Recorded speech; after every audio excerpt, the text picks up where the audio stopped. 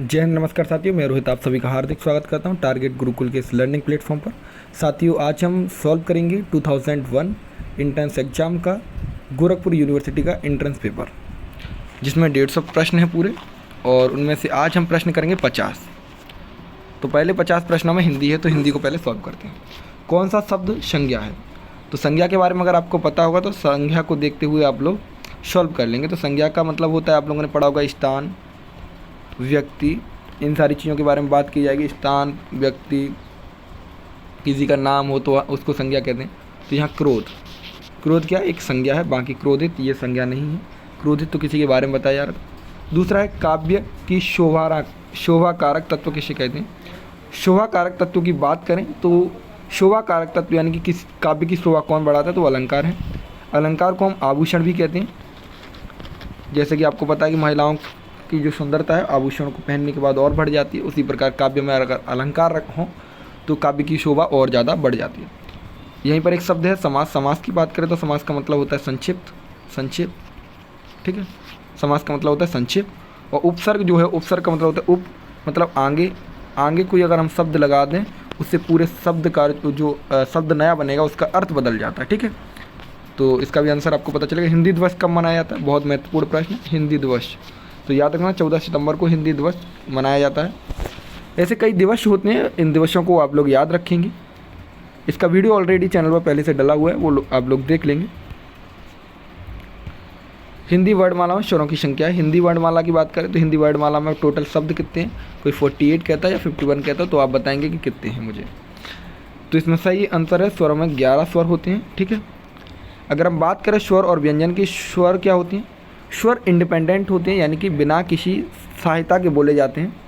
जबकि व्यंजन जो होते हैं, व्यंजन स्वरों की सहायता से बोले जाते हैं। जैसे कि स्वर एक है आ, तो आ में जब आप बोलेंगे आ तो किसी की सहायता ली ना, लेकिन जब या बोलेंगे यानी या यानी आ का उच्चारण भी मिल रहा है पीछे से, तो ऐसे लिखा जाता है। वैसे यहाँ पे आ आएगा साथ में, आ के मिलने के बाद में या बनता है। तो ये सारी बात आपकी क्लियर हो जाती है, ठीक है। वर्तनी की दृष्टि से शुद्ध शब्द है। वर्तनी की दृष्टि से शुद्ध शब्द देखिए, सुषमा। तो इसमें जो सुषमा है ये वाला, ये सही है। याद रखना, षटकोण वाला सा आता है सुषमा के अंदर। अगला प्रश्न है आविष्कार का संधि विच्छेद। पहले तो बात करें संधि क्या होती है। संधि का मतलब होता है किसी भी दो शब्दों को जोड़कर एक नया शब्द बना देना, उसको संधि कहते हैं। जैसे लिखा है विद्या प्लस आलय, यानी कि विद्या के लिए आलय, इन दोनों को मिला देंगे तो क्या होगा? विद्यालय। यानी जिस स्थान पर हम लोगों को क्या मिलती है? शिक्षा मिलती है, विद्यालय। ये क्या है? ये संधि विच्छेद था, और ये क्या है? संधि है। तो संधि का मतलब होता है किसी चीज़ों को जोड़ देना या छोटा कर देना। यहाँ पे विच्छेद पूछा, यानी कि उसको हमें तोड़ना है, शब्द को तोड़ना है। तो आविष्कार को अगर हम तोड़ेंगे तो अभी प्लस कार बनेगा, और इसका सही उत्तर है आविष्कार। आभि, यहाँ पे विसर्ग आएगा, फिर कार आएगा, ठीक है। इसमें विसर्ग संधि हो जाएगी।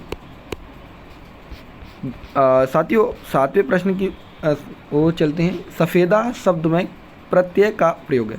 प्रत्यय याद रखना, प्र मतलब कि पीछे, तो पीछे क्या लगा है? तो देखो सफ़ेद में अगर आ लगा देंगे तो सफ़ेदा हो जाएगा, तो आ इसमें क्या है? प्रत्यय है। तो सफ़ेद, आप जब हम तोड़ेंगे तो मूल शब्द का कोई अर्थ निकलना चाहिए। तो सफ़ेद का तो अर्थ होता है, आपको पता है, ठीक है, एक सफ़ेद कलर होता है, ठीक है।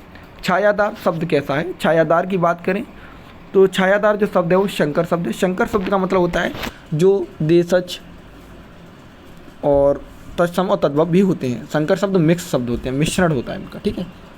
अब यहाँ पर प्रत्यय की बात करें तो तत्सम वे शब्द होते हैं जो संस्कृत भाषा से हिंदी भाषा में यों के त्यों ले लिए गए हैं, और तद्भव वे शब्द हैं जो संस्कृत भाषा से हिंदी भाषा में लिए तो गए हैं लेकिन उनको बदल दिया गया है।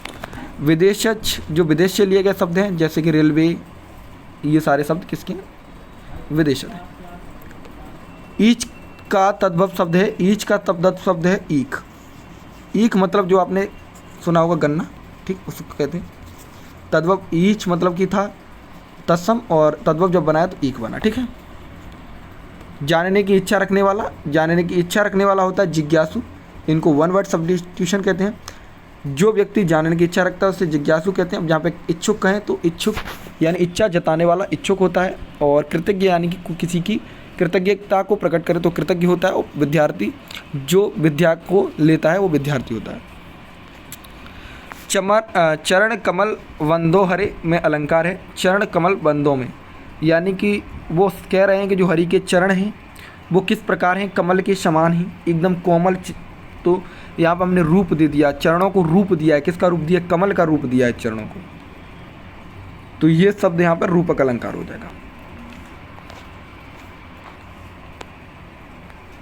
बुरे काम में लगे एक से व्यक्तियों के लिए प्रयुक्त लोकोक्ति है।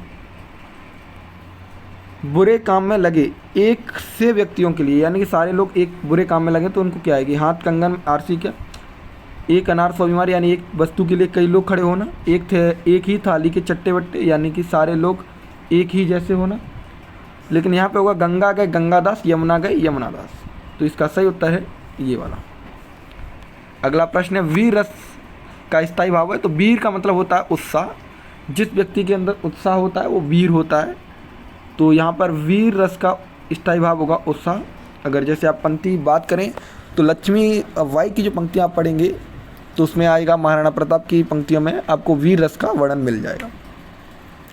क्रोध की बात करें तो क्रोध वात्सल्य, याद रखना वात्सल्य सबसे इम्पोर्टेंट होता है। वात्सल्य में जिसमें किसी बालक के बारे में बताया जाएगा, बाल लीलाओं के बारे में बताया, वो वात्सल्य रस होता है। भय यानी कि जिसमें किसी, जैसे कि आपने मतलब जैसे आप कुछ चीज़ें होती हैं, कहानियाँ होती हैं जिसमें हमें डरने लगने लगता है, वो भय चीज़ें होती है, ठीक है। अगला प्रश्न है आपका 14वां, इनमें से भक्ति काल के नहीं हैं, तो भक्ति काल के कवि नहीं है मैथिली शरण गुप्त, यानी तुलसीदास हैं, सूरदास हैं, कबीरदास हैं, ये सारे लोग किसके हैं, भक्ति काल के। इनमें से कौन सी ध्वनि दंत से निकलती, तो जब आप बोलेंगे धक धक तो दांतों से आपकी जो जीभ है वो टकराएगी, ध। छा पढ़ेंगे तो छा यानी पूरा मुंह से वायु बाहर निकलेगी, ठीक है। ये मैंने हिंदी में काफ़ी अच्छे तरीके से पढ़ाए हुए हैं। अगर आप लोगों ने, अगर आपको ये वीडियो की डिमांड हो तो मैं उसको कमेंट बॉक्स में पिन करवा दूंगा, वो मेरे दूसरे चैनल पर वीडियो है वो। इसमें अब इंग्लिश के क्वेश्चन आ जाते हैं, अगर आप लोग चाहें तो मैं इंग्लिश के क्वेश्चन को सॉल्व कराऊंगा, लेकिन मुझे ऐसा लगता नहीं कि इंग्लिश के प्रश्न कराना आवश्यक होगा। अगर किसी को आवश्यकता होगी तो मैं उसको प्रश्न सॉल्व करा दूंगा। अगर आप लोग ये PDF लेना चाहते हैं तो हमारी टीम का कॉन्टैक्ट नंबर डिस्क्रिप्शन बॉक्स में दिया गया है, आप वहाँ पे मैसेज करेंगे तो गोरखपुर यूनिवर्सिटी की आपको जो प्रीवियस ईयर की PDF है वो मिल जाएगी आपको। अब प्रश्न क्रमांक 31 यानी कि GS चालू होती है यहाँ से, तो प्रश्न है भारत की दक्षिणी बिंदु का नाम क्या है। साथियों जैसे कि आप बनाएं पहले, दक्षिणी बिंदु कुछ इस प्रकार होगा, ये नॉर्थ ये होता है, तो यहाँ दक्षिण होगा यानी कि यहाँ साउथ होगा। साउथ में आप जब जहाँ जाएंगे तो यहाँ पर होता है एक इंदिरा पॉइंट, क्या है, इंदिरा पॉइंट, तो इसका सही उत्तर है इंदिरा पॉइंट। ऊपर कन्याकुमारी, नीचे, ठीक है। भारत का मैप आप लोग एकदम देख लेंगे, क्योंकि ज़्यादातर जो प्रश्न बनेंगे वो इंडियन का जो मैप है वहीं से बनेंगे, इंडिया के मैप से बनेंगे। यूपी का पेपर होने वाला है, तो यूपी का एक वीडियो जैसे ही पेपर से एक दिन पहले हम लोग एक वीडियो देंगे आपको, जिसमें यूपी की पूरी जो ज्योग्राफी है वो मैं आपको एक वीडियो के अंदर बता दूँगा, और जो इम्पोर्टेंट करंट अफेयर होगी वो भी। 2011 की जनगणना के अनुसार भारत में लिंगानुपात है, तो 2000 जनगणना के अनुसार भारत में लिंगानुपात था 1000 पुरुषों पर 940 महिलाएं। आप लोग बताएंगे 2011 की जनगणना के अनुसार भारत में सबसे ज़्यादा जनसंख्या वाला प्रदेश कौन सा है। 33वां प्रश्न है, इंदिरा गांधी नहर की अधिकांश भाग स्थित है, तो इंदिरा गांधी नहर का अधिकांश भाग जो है वो राजस्थान के अंदर साथियों है। राजस्थान के अंदर इसका भाग बहुत ज़्यादा है, ठीक है। शुष्क कृषि में निम्न में से कौन सी फसल नहीं बोई जाती। शुष्क कृषि की बात करें तो ये प्रश्न मूंगफली, रागी, ज्वार, यानी शुष्क कृषि थोड़ी गर्मी के टाइम पर तो कौन सी नहीं बोई जाती, तो गन्ना, गन्ने को पानी चाहिए होता है, याद रखना आप लोग। थोड़ा डाउट है मुझे इस प्रश्न पर, मेरे अनुसार इसका प्रश्न का उत्तर गन्ना होना चाहिए, और आप लोगों को अगर इसमें कुछ गलती नज़र आए तो ज़रूर बताएं। भारत की जनगणना के अनुसार निम्न में से कौन सी एक विशेषता नगर की परिभाषा के अंग नहीं है, तो जनसंख्या का आकार 5000 व्यक्तियों से अधिक होना चाहिए। जनसंख्या घनत्व तो 400 व्यक्ति प्रति वर्ग किलोमीटर होना चाहिए। नगर पालिका निगम होना चाहिए। 75% से अधिक जनसंख्या का प्राथमिक खंड संलग्न होना चाहिए। तो इसका सही उत्तर अगर देखा जाए तो इसका सही उत्तर होगा ये वाला आखिरी। ठीक है,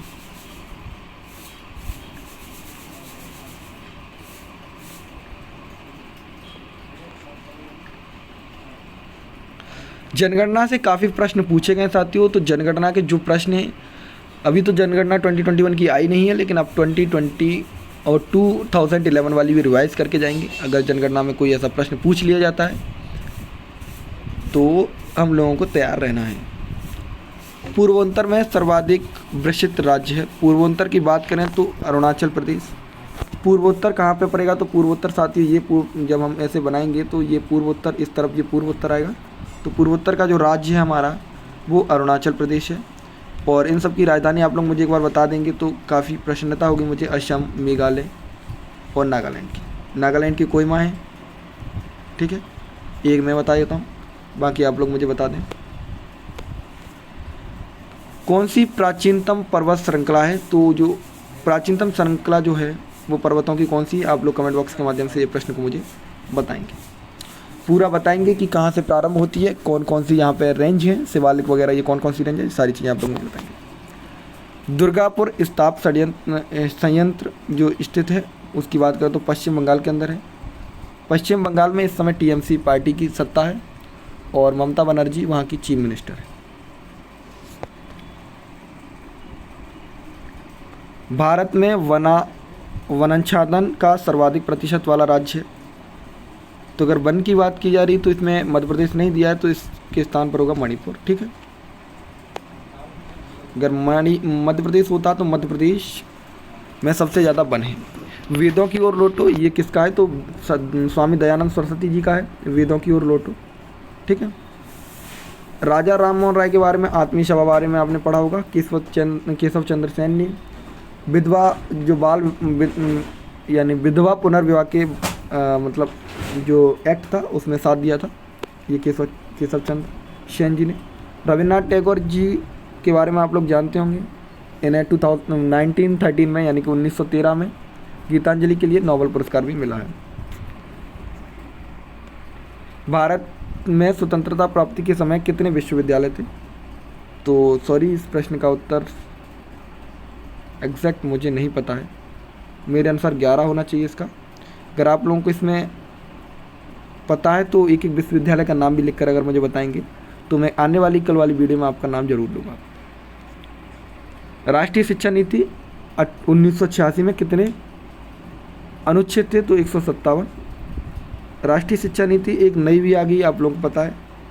ठीक है, 2020 में। जजमानी व्यवस्था पाई जाती है भारत। तो जजमानी व्यवस्था कहाँ पाई जाती है? जनजातियों में या गांव में?